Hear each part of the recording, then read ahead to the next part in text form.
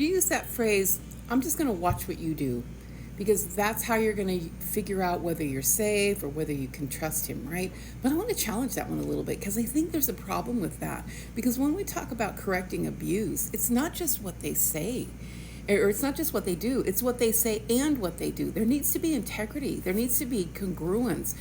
Watching what they do can be a really good indicator for seeing what they think. So there's a connection between thought and behavior, feeling and behavior. There's a connection between that. However, if there's not a wholesale, integrous, congruent change with all of this, we're not really correcting abuse. We're just putting kind of smoke screens over different things, or we're box checking.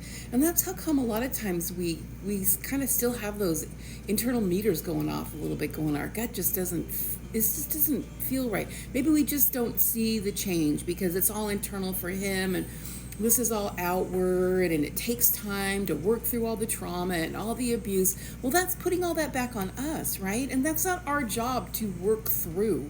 It's his job to show us, not prove, because that's not what we're looking for. We're looking for him to improve himself as a human being so that he can be someone with some integrity that we can connect with. Our brains, our central nervous systems will recognize a healthy human being.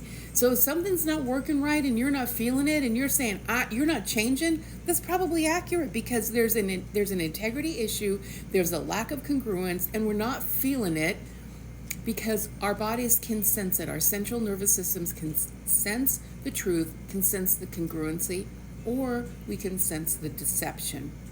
So if you're still battling with this idea of watching what he's doing versus what he's saying, I'm going to recommend we put this whole package together and say, no, this needs to be a wholesale thought, language, actions, and just that whole internal state of being.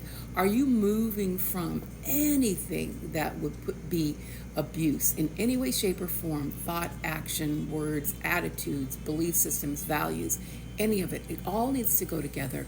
We are whole people, not parts. And we need to work at change from that perspective. So if you're trying to pack this and dealing with this in your own individual situation and trying to figure out, what that trajectory and that expectation of change really looks like, because it is a challenge and it is very difficult, and not everyone is going to do it, but some will. Come to Center for Peace, www.cenfp.org, and we can help you walk through this.